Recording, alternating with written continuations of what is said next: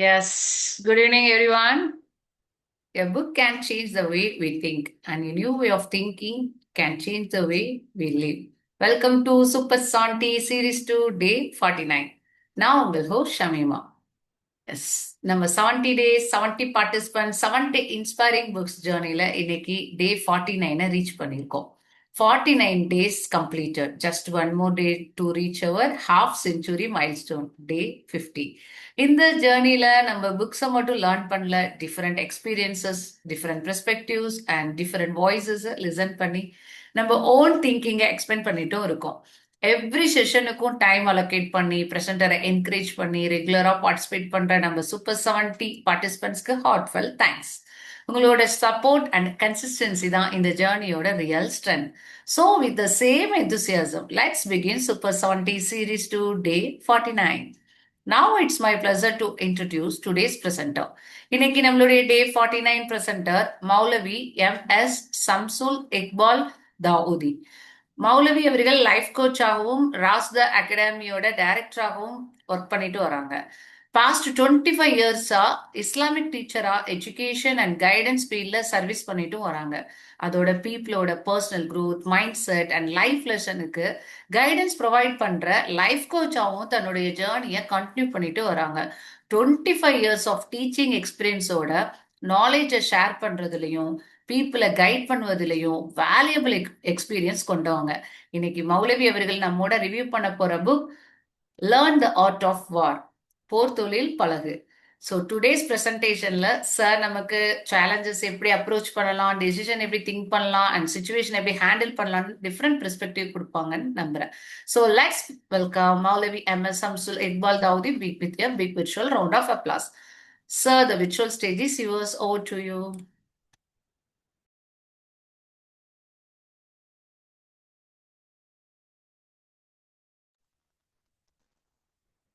எல்லா புகழும் இறைவனுக்கு.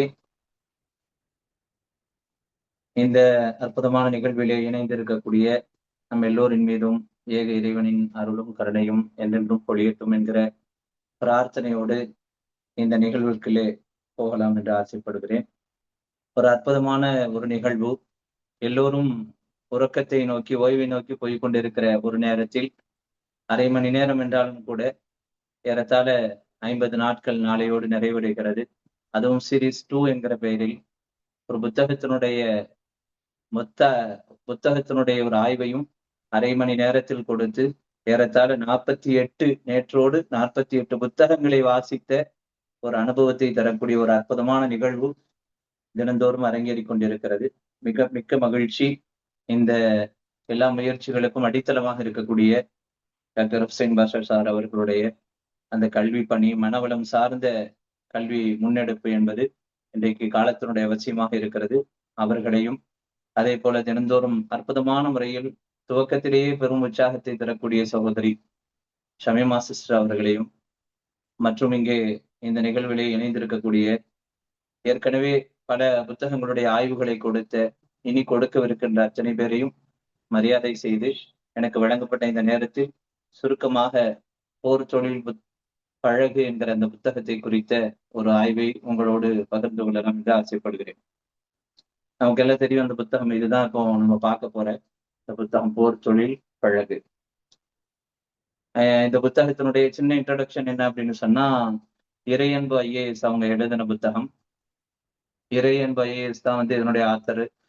அவரை பற்றின அந்த அறிமுகம் நிறைய பேருக்கு அவசியம் இல்லைன்னு நினைக்கிறேன். நூற்றுக்கணக்கான புத்தகங்களை பல வேல்யூம்கள் கொண்ட அளவில எழுதுறதுல மிக பெரும் கெட்டிக்காரர். அவரை பற்றி பேசுறதா இருந்தா, அவர் எழுதின நூற்களை பற்றி பேசுறதா இருந்தா கொஞ்சம் சில நிமிடங்கள் எடுத்துக்கிற மாதிரி இருக்கும். இந்த நேரத்துல அதை நான் தவிர்த்துக்கலாம்னு நினைக்கிறேன். இந்த புத்தகம் போர் தொழில் பழகு என்கிற இந்த புத்தகம் ஏறத்தாழ 284 பக்கங்களை கொண்டது. நியூ செஞ்சுரி புக் ஹவுஸ் என்கிற அந்த பதிப்பகத்தார் வெளியிட்ட புத்தகம் இது. இந்த புத்தகத்தினுடைய அந்த தொகுப்பு என்பது 40 வாரங்களாக புதிய தலைமுறையில வார வாரம் எழுதப்பட்ட அந்த கட்டுரைகளுடைய தொகுப்பு தான் நூலாக வெளியிடப்பட்டது அப்படிங்கிறது இந்த நூலை பற்றின ஒரு சின்ன அறிமுகம். அப்ப இந்த புத்தகத்தை பற்றின அந்த ரிவ்யூக்கு தான் நம்ம இப்போ போக போறோம். இந்த புத்தகத்தை ஒரு 4 பார்ட்ல நம்ம ரிவ்யூ பண்ணலாம் அப்படின்னு நினைக்கிறேன். இதனுடைய விஷயங்களை பகிர்ந்துக்கலாம்னு நினைக்கிறேன். முதலாவது இந்த புத்தகத்தினுடைய சிறப்பு என்ன, இந்த புத்தகத்துல என்ன ஸ்பெஷல். ரெண்டாவது விஷயம் இந்த புத்தகத்தில் இருக்கக்கூடிய உட்தலைப்புகளை குறித்த ஒரு சின்ன பார்வை அல்லது அதனுடைய அறிமுகம், உள்ள இருக்கிற சப்டைட்டில்ஸ். மூன்றாவது விஷயம் இந்த புத்தகத்தில் இருக்கிற மொத்த புத்தகத்தில் இருந்தும் சில முக்கியமான சுவாரஸ்யமான சில தகவல்களை பகிர்ந்து கொள்ளுது. நாலாவது, முத்தாய்ப்பாக இந்த புத்தகம் என்ன சொல்ல வருது அப்படிங்கிற இந்த 4 கோணத்துல இந்த போர் தொழில் பழகு என்கிற இந்த புத்தகத்தை குறித்த பகுப்பாய்வு அல்லது இதனுடைய ரிவ்யூவை அமைத்துக் கொள்ளலாம் என்று கருதுகிறேன். அதுல முதலாவது, நூலினுடைய ஸ்பெஷல் என்ன. இந்த நூலுக்கு போர் தொழில் பழகு அப்படின்னு பெயரிடப்பட்டிருக்கு.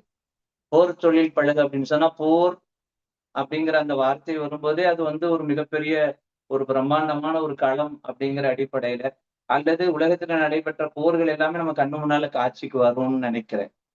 அப்போ அந்த அடிப்படையில போர்களை பற்றி சொல்லக்கூடிய ஒரு புத்தகமா இது, அப்படிப்பட்ட ஒரு நூலா அது அப்படின்னு சொன்னா, அப்படிப்பட்ட ஒரு நூல் அல்ல.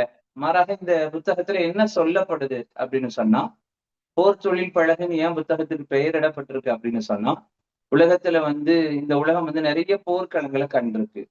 ஏராளமான போர்கள் உலகத்துல நடைபெற்றிருக்கு. அந்த போர்கள் ஒவ்வொன்றும் வித்தியாசமான போர்களா நடந்திருக்கு.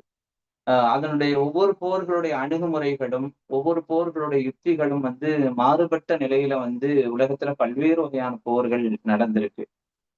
இந்த போர்களோடு மனிதனுடைய வாழ்க்கை, அன்றாட வாழ்க்கையை ஒப்பிடுவதுதான் இந்த நூலுடைய அந்த போங்கு. ஏன் அப்படின்னு சொன்னா, மனிதனுடைய வாழ்க்கையும் ஏறத்தாழ ஒரு போர் மாதிரி தான். வாழ்க்கையே போர்க்களம் அப்படின்னு சொல்ற அந்த வார்த்தைக்கு இணங்க, மனிதனுடைய வாழ்க்கையில நிறைய போராட்டங்கள் என்ன செய்யுது இருக்கு. அந்த போராட்டங்கள்ல சூழ்ச்சிகள், நிறைய சூழ்ச்சிகளுக்கு மத்தியில தான் தன்னுடைய வாழ்க்கையை நடத்தி கொண்டுட்டு போகக்கூடிய ஒரு நிலை மனுஷனுக்கு ஏற்படுது. அப்ப இப்படிப்பட்ட நிலையில வாழ்க்கை என்பது ஒரு போர்க்களம் அப்படிங்கிற அடிப்படையில உலகத்துல நடைபெற்ற பல்வேறு வகையான போர்க்களங்களோடு வாழ்க்கையை இணைத்து, அந்த உலகத்தில் நடந்த போர்க்களங்கள் என்னென்ன யுக்திகள் எல்லாம் பயன்படுத்தியதோ அல்லது என்னென்ன வெற்றிகளை எல்லாம் கண்டதோ உத்திகளை பயன்படுத்தி, அதுபோல மனிதன் தன்னுடைய வாழ்க்கை போராட்டத்திலேயும் பல உத்திகளையும் பல அணுகுமுறைகளையும் கையாண்டு தன்னுடைய வாழ்க்கையில வெற்றி பெறணும் அப்படிங்கிறதை மைய கருத்தாக வைத்து பேசக்கூடிய அமைப்புலதான் இந்த புத்தகம் வடிவமைக்கப்பட்டிருக்கு. அதன் அடிப்படையில தான் போர் தொழில் பழகு அப்படின்னு சொல்லி இந்த புத்தகத்திற்கு என்ன செய்திருக்கு, பெயரிடப்பட்டிருக்கு. அப்போ இந்த அடிப்படையில இந்த புத்தகம் ஒரு தனிச்சிறப்பு பெற்ற ஒரு புத்தகமா இருக்கு. அதுல முன்னுரையில என்ன கருத்து எழுதப்படுது அப்படின்னு சொன்னா, இன்னைக்கு இருக்கிற தலைமுறை அவங்களுடைய மனோநிலைகள் குறித்து இன்ட்ரடக்ஷன்ல கொடுக்குறாங்க ஆசிரியர். என்ன கொடுக்குறாங்க அப்படின்னு சொன்னா, இன்னைக்கு இருக்கிற தலைமுறைக்கு பொதுவாக ஒரு போராட்ட குணமோ அல்லது ஒரு கஷ்டப்பட்டு ஒரு விஷயத்தை அடைந்து கொள்ளணுங்கிற அந்த மனப்பான்மை இன்றைக்கு இருக்கிற தலைமுறைகிட்ட என்ன இல்ல. சின்ன சின்ன தோல்விகள் வந்தாலும் கூட அதுல எல்லாம் துவண்டு போய் உட்காரக்கூடிய அல்லது கஷ்டத்தை தாண்டி சாதிக்கணுங்கிற அந்த மனநிலையோ இல்லாத ஒரு தலைமுறை தான் இன்னைக்கு உருவாயிட்டு வருது. அப்படிங்கிறத அவங்க இன்ட்ரோடக்ஷன்ல கொடுத்துட்டு அதன் கீழே ஒரு சில கருத்துக்களை, இந்த தலைப்பை ஒட்டின கருத்துக்களை அவங்க கொடுக்குறாங்க. போர் தொழில் பழகுங்கிற அந்த தலைப்பை ஒட்டின கருத்து. என்ன கருத்து சொல்றாங்க அப்படின்னு சொன்னா, போர் வேண்டாம் என்பதில் யாருக்கும் மாற்று கருத்து இருக்க முடியாது. அதுல இரண்டாம் கருத்துக்கு இடமே இல்லை. போர் வேணாங்கிறதுல, ஆனால் போர் குணம் வேண்டும் அப்படிங்கிறதுல எந்த சந்தேகமும் இல்லை அப்படின்னு ஒரு ஆழமான கருத்தை கொடுக்குறாங்க. உலகத்துல போர் நடக்கணுங்கிறது யாருமே விரும்பல. அந்த போர் வேணாங்கிறது எல்லாருடைய விருப்பமும். ஆனால் உலகத்துல வாழக்கூடிய எல்லா மனிதர்களுக்கும் போர் குணம் என்பது மிக மிக அவசியமானது. அப்பதான் வாழ்க்கையில ஒரு மிகப்பெரிய மாற்றங்களை காண முடியும் அப்படின்னு சொல்லி அந்த கருத்தை அவங்க ஆழமாக அந்த முன்னுரையில பதிவு செய்யறாங்க. அதோடு சேர்த்து போர்களுக்கு என்னென்ன உத்திகள் எல்லாம் போர் நடக்கும் போது தேவைப்படுமோ அதே போன்ற உத்திகள் மனித வாழ்க்கைங்கிற அந்த போராட்டத்துல நிறைய உத்திகள் பயன்படுத்தப்படணும். அப்பதான் அந்த போராட்ட களத்துல ஒரு மனுஷனான வாழ்க்கைங்கிற போராட்ட களத்துல அவனால வெற்றி பெற முடியும் அப்படிங்கிறதையும் அந்த முன்னுரையில மிக முக்கியமான கருத்தை பதிவு செய்யறாங்க.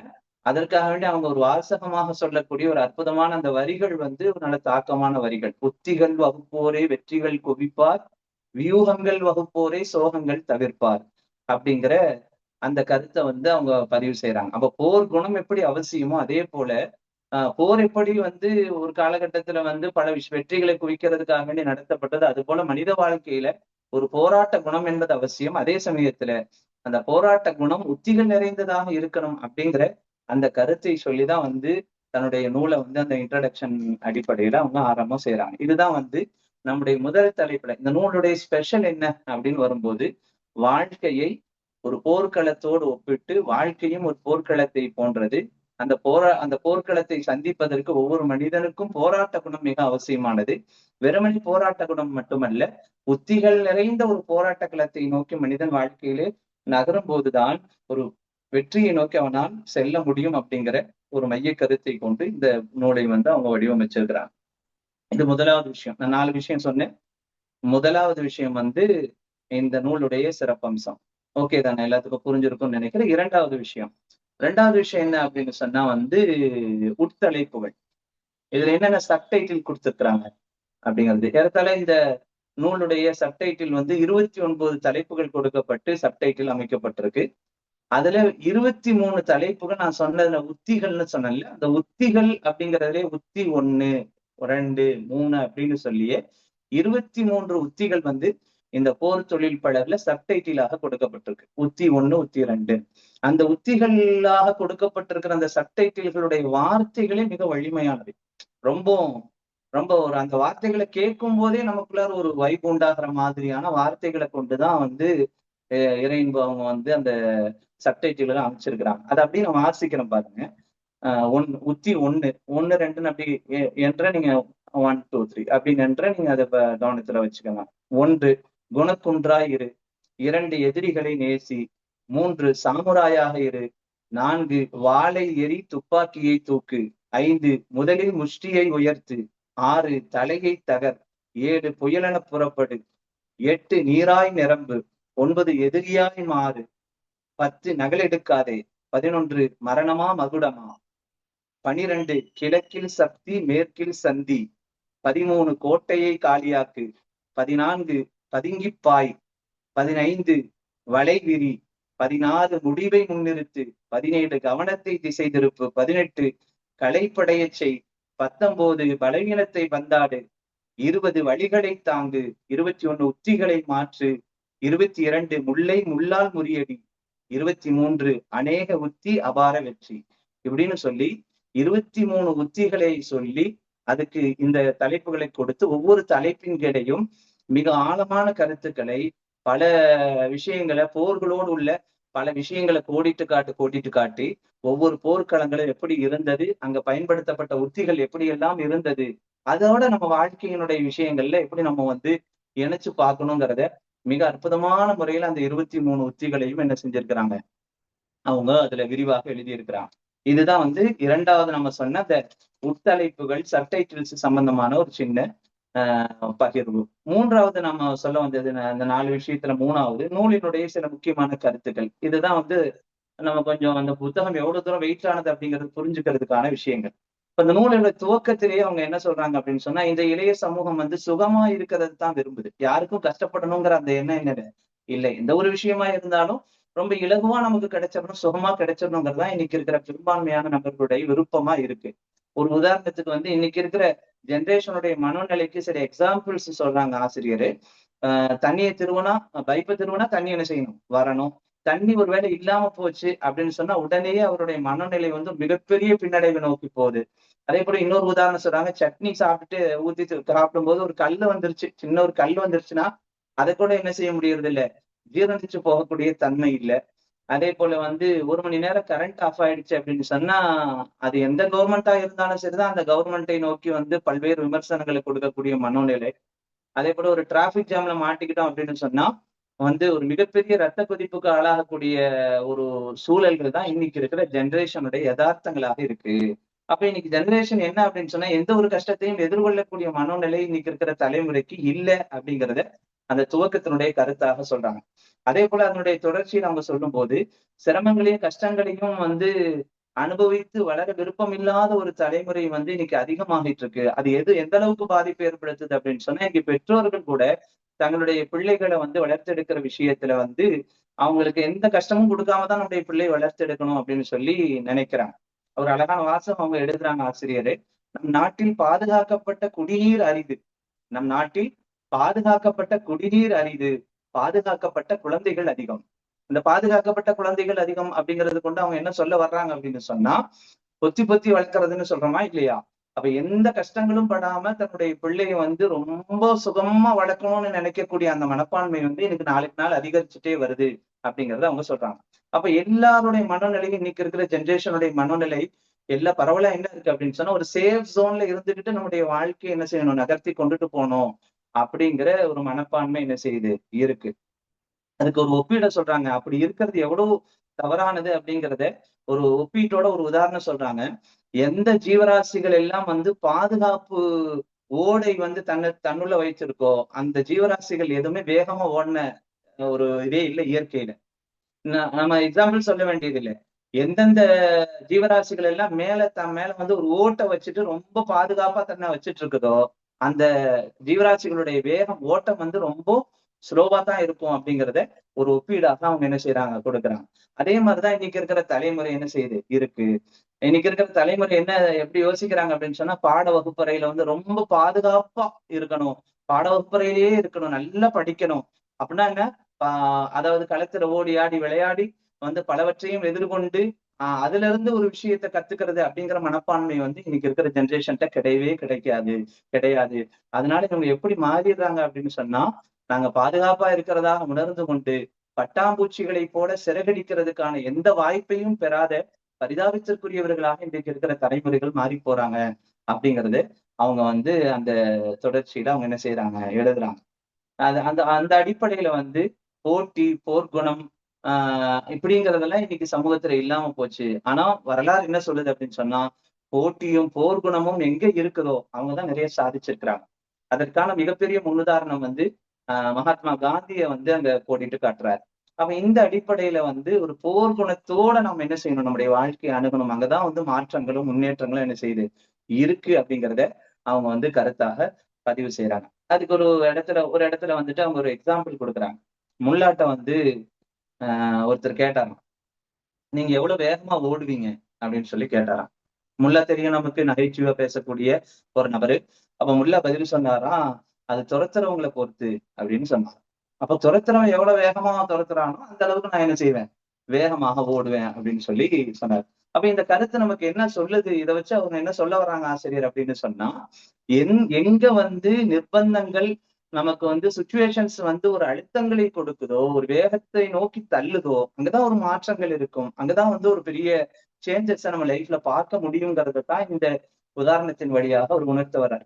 அதுக்கு சில எக்ஸாம்பிள்ஸ் அவங்க சொல்றாங்க. குடிசை எரியுது, ஒரு குடிசை எரிஞ்சிட்டு இருக்கு, குழந்தை விட்டு எரியுது அப்படின்னு சொன்னா ஊரே ஓடி போய் என்ன செய்யுது, அந்த குடிசையை அணைக்கிறதுக்காக வேண்டிய முயற்சி செய்தா இல்லையா? என்ன காரணம்?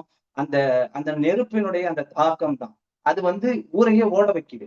ஆனா அதே சமயத்துல நெருப்ப அணைச்சதுக்கு பின்னாடி அடுத்த நாள் பார்த்தோம்னா, அந்த எரிஞ்சு போன கூரைய நெஞ்சிட்டு இருக்கிறவன் அத சரி பண்ணிட்டு இருக்கிறத யாரு சரி பண்ணிட்டு இருப்பான்? அந்த குடிசைக்கு சொந்தக்காரன் யாரோ, அந்த இடத்துக்கு சொந்தக்காரன் யாரோ அவன் மட்டும் தான் அத பண்ணிட்டு இருப்பான். ஆனா கொழுந்து விட்டு எரியும்போது ஊரே என்ன செஞ்சது? ஓடி வந்தது. இது என்ன சொல்லுது அப்படின்னு சொன்னா, எங்க வேகமும், எங்க வந்து ஒரு அழுத்தமும், எங்க வந்து ஒரு அனல் விட்டு எரியக்கூடிய ஒரு சூழல்களும் இருக்குதோ, அங்கதான் வந்து மனிதன் வேகமா இயங்கக்கூடிய ஒரு வாய்ப்பு என்ன செய்யுது இருக்கு. இது மனித வாழ்க்கையினுடைய எல்லா கட்டங்கள்லயும் இந்த மாதிரியான சூழல்கள் வெளிப்படும் போது ஒரு மிகப்பெரிய மாற்றத்தை மனுஷன் என்ன செய்ய முடியும், பார்க்க முடியும். ஒரு உதாரணத்துக்கு அவங்க இன்னும் ஒரு சில எக்ஸாம்பிள்ஸ் சொல்றாங்க. தேர்தல் நடக்குது, எலெக்ஷன் நடக்கும்போது எலெக்ஷன் நடக்கிற நேரங்கள்ல எல்லாமே சரியா இயங்குது. அதே போல வந்து ஒரு வெள்ள பாதிப்பு வரும்போது எல்லாரும் நல்லா இயங்குறாங்க. எல்லா டிபார்ட்மெண்ட்டும் முடுக்கிவிடப்படக்கூடிய ஒரு சூழல் வருது. என்ன காரணம்? அங்க ஒரு பாதிப்பு வரப்போகுது. நம்ம வேகமா இயங்க வேண்டிய ஒரு நிர்பந்தத்துக்கு நம்ம இருக்கிறோம் அப்படிங்கிற அந்த சூழல் தான் மனிதனை வந்து நல்ல முறையில இயங்க வைக்குது. இதே மாதிரிதான் மனித வாழ்க்கையில எல்லா விஷயங்கள்லையும் எந்த அளவு தூரம் நம்ம வேகமா, அதாவது நம்மளுடைய நிர்பந்தங்கள் சுத்தி இருக்கிற சூழல்கள் நம்மளை தள்ளுதோ அந்த அளவுக்கு தூரம் நம்ம வந்து ஒரு பெரிய போராட்ட குணத்தோட நம்மளால இயங்க முடியும் அப்படிங்கிறத அவங்க வந்து கருத்தா சொல்றாங்க. இதுல அழகான ஒரு வரியில சொல்றாங்க, நமக்குள் பதுங்கி கிடக்கும் போர் குணத்தை படமெடுக்க வைத்தால் நம் நாடு எங்கேயோ போய்விடும் அப்படின்னு சொல்றாங்க. ஒவ்வொருத்தருமே நம்ம எல்லாத்துக்குள்ளாரையும் ஒரு போர்க்குணம் இருக்கு.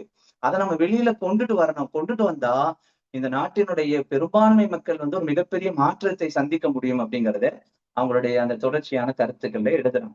இது வந்து தொடக்க நிலையில இருக்கக்கூடியது. அப்புறம் உத்திகள்னு சொல்லிட்டு ஒரு 23 உத்திகளை நம்ம சொன்னோமா இல்லையா? அதுல வந்து ஒரு சில உத்திகள்ல இருக்கக்கூடிய அந்த கருத்துக்களை மட்டும் இங்க ஷேர் பண்ணலாம்னு நினைக்கிறேன். உத்தி 2ங்கிற அந்த தலைப்புல எதிரிகளை நேசி அப்படிங்கிற அந்த தலைப்பின் கீழ நிறைய கருத்துக்கள் இருக்கு. அதுல வந்து அவங்க சொல்ற வர்றது என்ன அப்படின்னு சொன்னா, நமக்குன்னு எதிரிகள் நிச்சயமாக இருப்பாங்க, இருக்கணும். அந்த எதிரிகள் அப்படிங்கிறவங்க யாரு? மனிதர்கள் மட்டுமா அப்படின்னு சொன்னா, நம்மளை சுத்தி இருக்கிற சிச்சுவேஷன்ஸும் கூட நமக்கு எதிரிதான். அப்ப அந்த எதிரிகளை வந்து நாம வந்து களத்துல சந்திச்சு, அந்த எதிரிகளை நாம் வென்றெடுக்கக்கூடிய நபர்களா நாம இருக்கணும் அப்படிங்கிறத வந்து இதுல அவங்க சுட்டிக்காட்டுறாங்க. அப்ப இந்த எதிரிகளை வந்து நம்ம எதிராளிகள் இருக்கும்போதுதான் நம்மளால நல்ல முறையில இயங்க முடியுங்கிறது தான் இவங்க சொல்ல வர்றது இந்த தலைப்பின் கீழ. அதுக்கு உதாரணம் சொல்றாங்க. காட்டுல வந்து மாமிசம் சாப்பிடக்கூடிய மிருகங்கள், சிங்கம், புலி போன்ற மிருகங்கள் எங்க இருக்கோ, அங்கதான் வந்து மான்கள் அதிகமாக இருக்கும். அப்ப அந்த மான்கள் வந்து அதிகமாக இருக்கிறது வந்து எதுக்கு மத்தியில தான் இருக்குன்னா, இது மாதிரியான இதுக்கு மத்திய மிருகங்களுக்கு மத்தியில தான் இருக்கும். அப்ப அதனாலதான் வந்து அது ஓடுது. அதனாலதான் வந்து அது போராடுது. அதுல வந்து ஒரு நகைச்சுவை ஒரு வார்த்தையும் சேர்த்து எழுதியிருப்பாங்க. அதனாலதான் அதுக்கு தொந்தியும் இல்ல. எது மான்களுக்கு வந்து தொந்தி கிடையாது. ஏன் அப்படின்னு சொன்னா அது உட்கார்றதே கிடையாது. இந்த மிருகங்களுக்கு மத்தியில அது இருக்கிறதுனால ஓடிக்கிட்டே என்ன செய்யுது? இருக்குது. அதனால உடல் ரீதியாவும் நல்ல ஆரோக்கியமா இருக்குது. தன்னுடைய போராட்ட குணத்தோட அது வாழ்ந்து கொண்டே இருக்கு அப்படிங்கிறத ஒரு உதாரணத்தோட அவங்க எழுதுறாங்க. அப்ப இந்த மாரி அந்த தலைப்பின் கீழ வந்து எதிரிகள் நமக்கு இருக்கணும். அப்பதான் வந்து நம்முடைய ஓட்டம் என்ன செய்யும்? வேகமாக இருக்கும். நல்ல உற்சாகத்தோடு இருக்கும் அப்படிங்கிறத அதுல அவங்க குறிப்பிடுறாங்க. அதே போல உத்தி 10ங்கிற அந்த தலைப்பின் கீழ வந்து நகல் எடுக்காதே அப்படின்னு சொல்லி ஒரு தலைப்பு. நகல் எடுக்காதீங்கன்னா, நகல் அப்படின்னு சொன்னா நம்ம அந்த ஜெராக்ஸ் சொல்ற மாதிரி அந்த ஜெராக்ஸுக்கு தான் நகல் எடுக்காதீங்கிற அந்த வார்த்தை பயன்படுத்துறோம். அப்போ அந்த ஜெராக்ஸ் மாரி இருக்காதீங்க உங்க லைஃப்ல. ஒவ்வொருத்தருக்கும் ஒரு தனித்துவம் இருக்கு. அந்த தனித்துவத்தை நீங்க வெளிப்படுத்துங்க. தனிப்பட்ட முறையில யோசிங்க. போர்லயும் சரி, வாழ்க்கையிலயும் சரி, யார் வந்து நகல் எடுக்குறாங்களோ, ஒரு ஜெராக்ஸ் மாரி அடுத்தவங்கள பார்த்து இவங்களும் வாழ்றாங்களோ, அவங்களால நிறைய சாதிக்க முடியாது அப்படின்னு சொல்லி என்ன செய்றாரு? எழுதுறாரு. அப்ப அதனால நமக்குன்னு ஒரு புது பாணிய நம்ம என்ன செய்யணும்? உருவாக்கணும். அப்பதான் வந்து நம்ம ஒரு மிகப்பெரிய மாற்றங்கள காண முடியும். அதன் கீழ வந்து ஒரு சில வரலாற்று நிகழ்வுகள் அவங்க எழுதுறாங்க. அதுல இறையன்பு வந்துட்டு இந்த இடத்துல யார் உதாரணம் சொன்னாங்கன்னா, முகமது நபி ஸல்லல்லாஹு அலைஹி வஸல்லம் அவங்களுடைய போர்க்களங்கள் சிலத கோடிட்டு காட்டி, முகமது நபி அவர்கள் வந்து எந்த அளவு தூரம் போர்ல உத்தி கடைபிடிச்சாங்களோ, அந்த அளவு தூரம் வெற்றி கண்டாங்க அப்படிங்கிறத எழுதுறாங்க. அதுல ஒரு போர்க்களம் இஸ்லாமிய வரலாற்றினுடைய 3வது போர்க்களம். கந்தக் யுத்தம் அப்படின்னு, அகழ் போர் அப்படின்னு சொல்லி நடந்தது. அந்த அகழ் போர்ல இதுவரைக்கும் போர் வரலாற்றுல யாருமே செய்யாத ஒரு உத்திய வந்து முகமது நபி ஸல்லல்லாஹு அலைஹி வஸல்லம் அவங்க வந்து கடைபிடிக்கிறாங்க. என்ன உத்தி அப்படின்னு சொன்னா, சுற்றிலும் வந்து எதிரிகள் சூழ்ந்து இருக்கிற ஒரு சூழல்ல, இந்த பக்கம் எதிரிகளுடைய தாக்குதல் இந்த பக்கம் வரக்கூடாதுன்னா சுத்தி அகழி தோண்டிறது. அதாவது பெரிய குழி, இறங்கி வர முடியாத அளவிற்கு ஒரு குழியை தோண்டுவது. அப்படிங்கிற அந்த உத்தியை அகழ் போரின் போது முகமது நபி அவர்கள் பயன்படுத்தினாங்க. அதனால ஒரு மிகப்பெரிய வெற்றியை கண்டாங்க அப்படிங்கிறது. அப்ப இங்க என்னன்னா ஒரு டிஃபரெண்ட் எல்லாத்தையும் விட ஒரு தனித்துவத்தோடு யோசித்ததனுடைய விளைவு, ஆலோசனை செய்ததனுடைய விளைவு வந்து அங்க ஒரு வந்து அந்த போர்க்களத்துல மிகப்பெரிய ஒரு நெருக்கடியான கட்டத்துல கூட எதிரிகள் பல்லாயிரக்கணக்குல சூழ்ந்திருக்கிற சூழல்ல இவங்க வெற்றியை கண்டாங்க அப்படிங்கிறது வரலாறா என்ன செய்யுது இருக்கு. அதனால வந்து நமக்குன்னு ஒரு தனித்துவத்தோட நம்ம என்ன செய்யணும்? செயல்படணும் அப்படிங்கிறது தான் இந்த நகல் எடுக்காதே அப்படிங்கிற தலைப்பின் கீழ வந்து உத்தியின் கீழ வந்து ஆசிரியர் கருத்துக்களை சொல்றாங்க.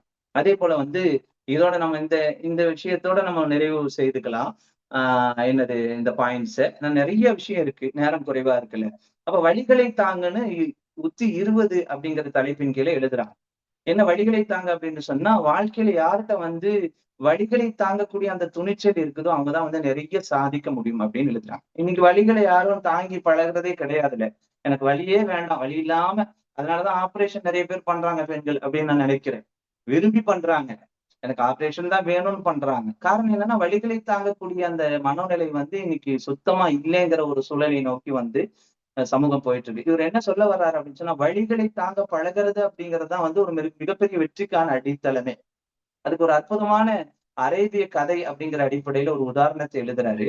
ஒரு அரசனுக்கு வந்து எதிரிகளால வந்து நஞ்சு கொடுக்கப்பட்டு அந்த அரசன் கொல்லப்படுவான் அப்படிங்கிற ஒரு தகவல் வந்து அரசனுக்கு வருது.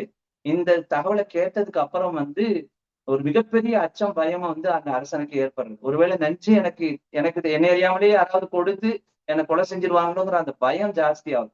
கடைசியில ஒரு முடிவு எடுக்கிறாப்படி, ஒருவேளை எனக்கு நஞ்சு கொடுக்கப்பட்டுட்டா, அந்த நஞ்சை வந்து சரி செய்யறதுக்கு வந்து மருத்துவர்கள் யாராவது நம்ம பக்கத்திலேயே வச்சுக்கணும் அப்படின்னு சொல்லி ஒரு ஆலோசனை செய்து மருத்துவர்கள் தேடி கண்டுபிடிக்கப்படுறாங்க. அதுல 2 பேர் எக்ஸ்பர்ட்ஸ் வர்றாங்க மருத்துவர்கள். அந்த 2 பேர்ல யார் நல்ல மருத்துவர்? எப்படி முடிவு செய்யறது? அப்படின்னு யோசிக்கும் போது, அந்த 2 பேத்துக்கு மத்தியில ஒரு போட்டி நடத்தப்படுது. அந்த போட்டியில யார் வின் பண்றாங்களோ, அவங்க தான் நல்ல மருத்துவர். அவர் தான் அரசருக்கு வந்து ஏதாவது ஆபத்து வந்துச்சுன்னா பாப்பாரு அப்படிங்கிற ஒரு முடிவு. அப்ப அந்த 2 மருத்துவர்கள்ல என்ன போட்டி அப்படின்னு சொன்னா, ஒரு மருத்துவரு விஷம் குடுக்கணும், அத குடிக்கணும். குடிச்சிட்டு அந்த நஞ்சை போக்குறதுக்கு இவர்ட்ட இருக்க மருந்த குடிச்சு அந்த நஞ்ச போக்கிரணும். இந்த மாரி 2 பேரும் செஞ்சுக்கணும். இப்படி ஒரு போட்டி முடிவாகுது. முதல் மருத்துவர் வந்து என்ன செய்யறாரு? நஞ்சு குடுக்குறாரு. குடிச்சிடுறாரு அந்த எதிரில இருக்கக்கூடிய மருத்துவரு. குடிச்சிட்டு தன்னிட்ட இருக்கக்கூடிய அந்த நஞ்சை போக்கக்கூடிய, விஷத்தை போக்கக்கூடிய அந்த மருந்தையும் குடிச்சு சரி பண்ணிக்கிறாரு. அடுத்து இவருடைய முறை வருது. இவர் என்ன சொல்றாரு அப்படின்னு சொன்னா, நான் நஞ்செல்லாம் லிக்விட் எல்லாம் குடுக்கல நானு. ஒரு பூவா குடுக்குறேன் அப்படின்னு சொல்லி ஒரு ரோஜா பூ நீட்டுறாரு. நீங்க குடிக்க வேண்டாம் இத. நீங்க முகர்ந்து பார்க்கணும். முகர்ந்தா இதுல இருக்கிற நஞ்சு வந்து உங்களுக்கு பாதிப்பு ஏற்படுத்தும்னு சொல்றாரு. எதிரில இருக்கக்கூடிய மருத்துவரு அதை முகர்ந்து பார்க்கிறாரு. முகர்ந்து பார்க்கும்போதே அவர் என்ன செஞ்சுறாரு அப்படின்னு சொன்னா இறந்து போயிடுறாரு. இந்த உதாரணத்த சொல்லிட்டு இறந்து போயிடுறாரு முகர்ற. அப்போ அரசர் கேட்கிறாரு, "அப்பா முகர்ந்து பார்க்கும்போதே இவ்வளவு பாதிப்பை ஏற்படுத்தியிருக்கு அப்படின்னு சொன்னா, அந்த நஞ்சு எவ்வளவு பெரிய நஞ்சா இருக்கு. அதுல என்ன நீ நான் கலந்த?" அப்படின்னு சொல்லி கேட்கும்போது அரசர்ட்ட சொல்றாரு, "அதுல நான் நஞ்சே கலக்கல." அப்ப நாங்க நஞ்சு கலக்குனதாலலாம் அவரு அத முகர்ந்து பார்த்து அவர் இறந்து போல. மாறா அவர்ட்ட ஏற்கனவே ஒரு பீதியும், பயமும் இருந்தது. அதனால அவர் இறந்து போனாரு அப்படின்னு சொல்லி, இந்த எதிர்ல இருக்கக்கூடிய மருத்துவர் என்ன செய்றாரு?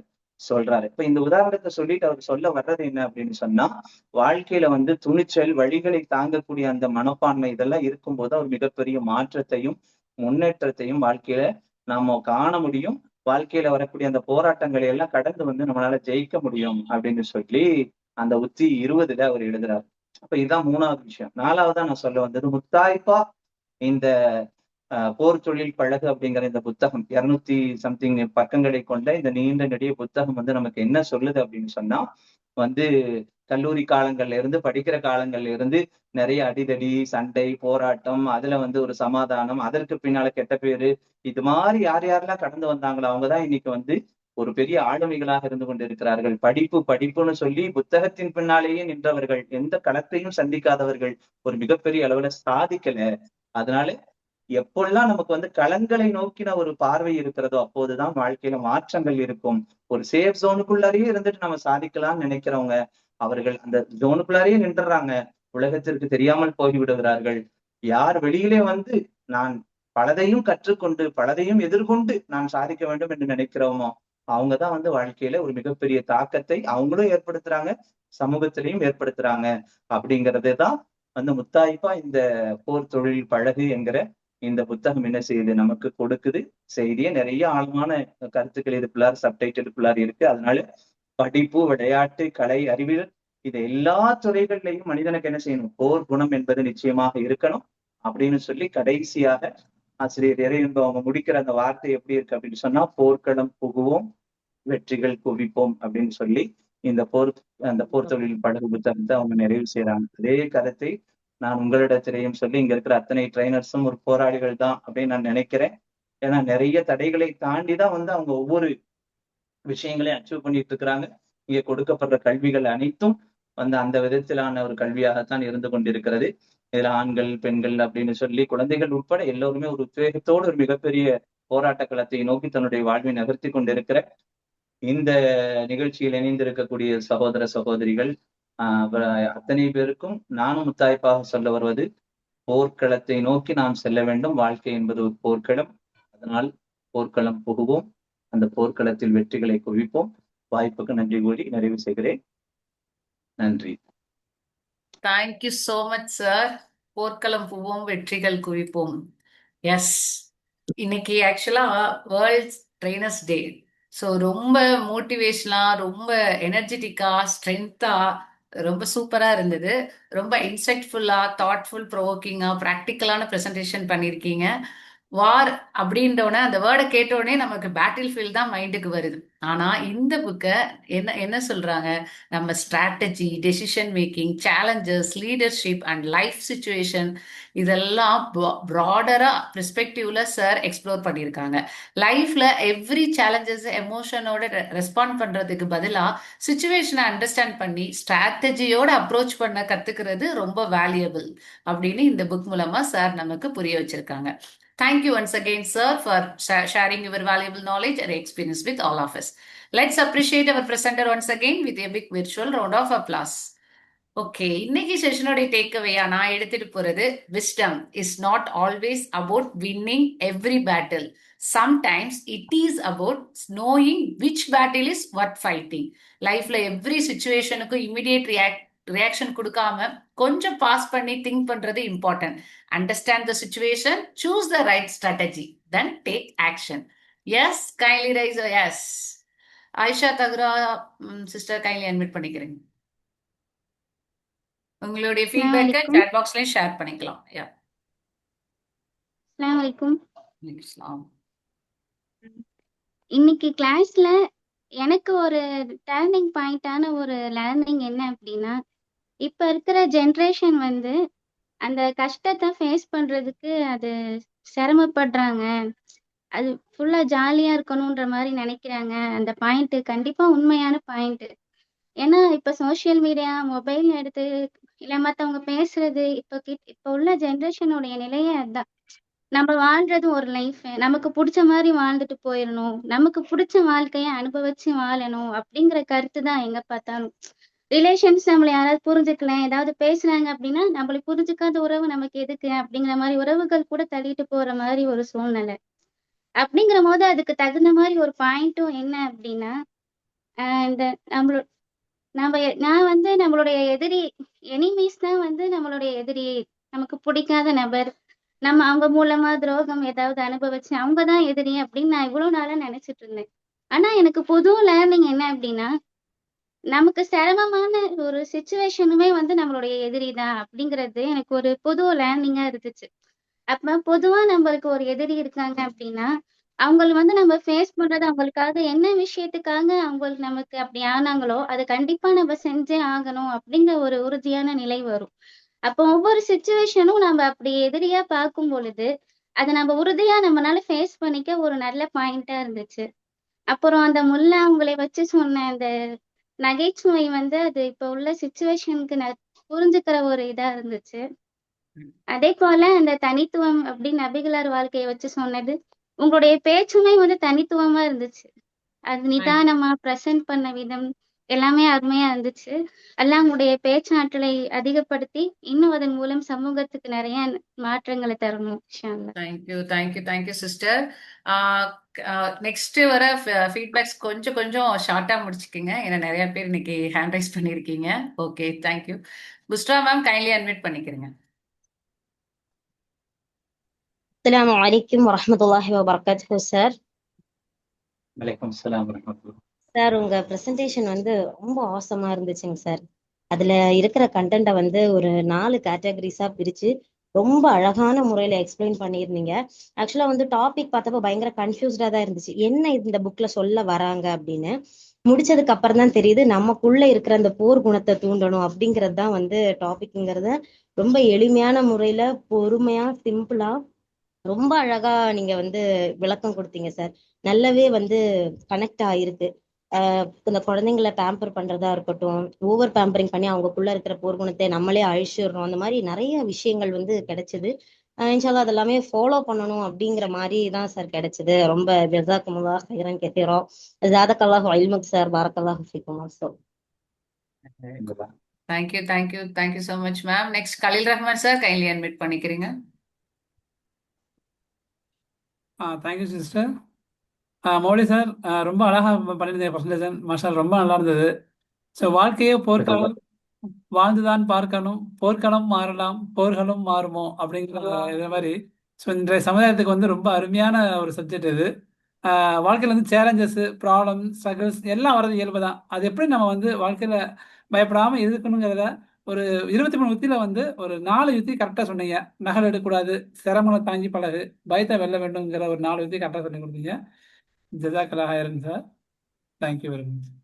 Thank you, sir. Next, Masuk Ilahi, kindly unmute பண்ணிக்கிறீங்க. அஸ்ஸலாமு அலைக்கும் சிஸ்டர். அஸ்ஸலாமு அலைக்கும் சார். அல்ஹம்துலில்லா, மாஷா அல்லாஹ், ஒரு அருமையான விளக்கத்தை கொடுத்தீங்க. அந்த அந்த கதையும் சரி, கடைசியில எப்படி எனக்கு வந்து இது புது விஷயமா இருந்தது. எதிரிகள் இருக்கணும்னு சொன்னாங்க. அது ரொம்ப ரொம்ப யோசிச்சேன் நானு. ஆமா, எதிரிகள் இருக்கிறதும் நமக்கு தான், நாம தான் இம்ப்ரூவ் பண்றோமோ, அப்ப எதிரிகளை நம்ம திட்டவே கூடாதுன்னு எனக்கு தோணுச்சு. ரொம்ப அருமையான விஷயமா இருந்தது. இடையில இடையில இந்த மாதிரியான ஒரு சின்ன சின்ன நகைச்சுவையோட அது கரெக்டா ஒரு கோர்வையா கொண்டுட்டு போனது ரொம்ப அடுத்து என்ன சொல்லுவாங்க அப்படின்னு கேட்கணும்னு தோணுச்சு. ரொம்ப அல்ஹம்துலில்லாஹ், உங்களுடைய பேச்சு அல்லாஹ் இன்னும் எல்லாத்துக்கும் பயனுள்ளதா ஆக்கட்டும். அஸ்ஸலாமு அலைக்கும். Thank you, sister. Yes. Okay, conclude பண்ணிக்கலாமா? Thank you everyone for your wonderful participation and active feedback. Day 49 நம்ம Super 70 journey-ல successfully complete பண்ணிட்டோம். 49 days, 49 presenters, 49 inspiring learning experience. And tomorrow is special day 50. Yes. நம்ம 70 days, 70 participants, 70 inspiring books journey-ல halfway milestone reach பண்ண போறோம். So tomorrow day 50 miss பண்ணாம everyone join பண்ணிடுங்க. Until then, keep reading, keep learning, keep thinking and keep growing. See you all tomorrow for our special day 50. Thank you. Good night.